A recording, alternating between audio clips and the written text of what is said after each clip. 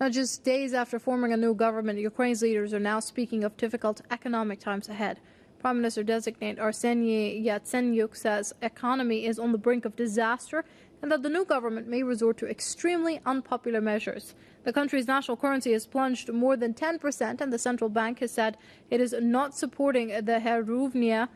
There are fears that Russia, which has offered Kiev a $15 billion aid package in December, would now raise natural gas prices.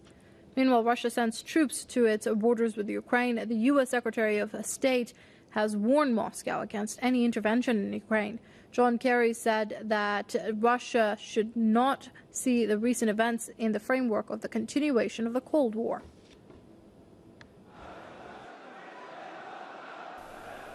This is Simferopol, the administrative center of Ukraine's autonomous Republic of Crimea. Thousands of people demonstrated outside the regional parliament. Here, two groups pitted against each other. Majority Russian speakers who favor Russia and Muslim Crimean Tatars who back Ukraine's new Western-backed leadership. The rallies turned deadly at some point. One man died here. Officials say the death was caused by a heart attack and had nothing to do with the clashes. The rallies were held on the same day as the regional parliament was about to debate a split from the rest of Ukraine. Lawmakers from the Russian Liberal Democrat Party have visited the autonomous Republic of Crimea. The same Russian members of parliament have called for a faster process to offer Russian citizenship to the Crimeans. Another senior Russian lawmaker has said that Moscow would welcome the idea if the Crimeans decided to join Russia.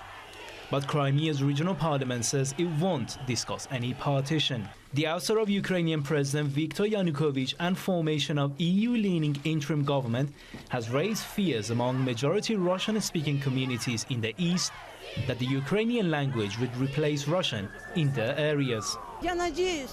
I hope that Russia won't leave us alone at the end of the day. I'm a Crimean myself. I'm watching what's happening in western Ukraine. I want to tell you that I don't want my children on their knees as people have done in the West. I don't want to speak in Ukrainian. The events have alarmed Ukraine's eastern neighbor, Russia. Moscow says it's now concerned about the rise of neo-fascists across Ukraine. President Vladimir Putin has ordered sudden military exercises involving most of its units in western Russia, close to Ukraine. Moscow's plan for the snap drills have stoked fears of Russian boots on the ground, as it happened back in 2008.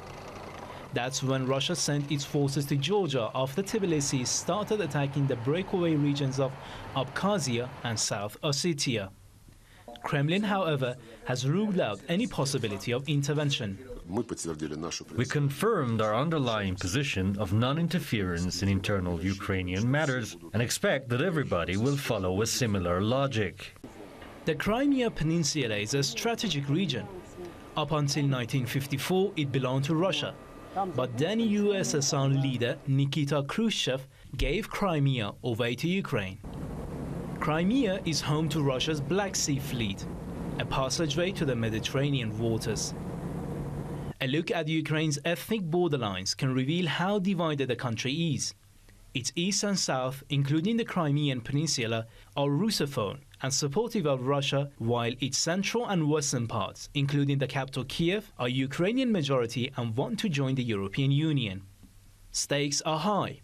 If the titanic tug of war over Ukraine's future direction keeps going on, the country, that's suffering an ailing economy, would risk its territorial integrity with two parting halves.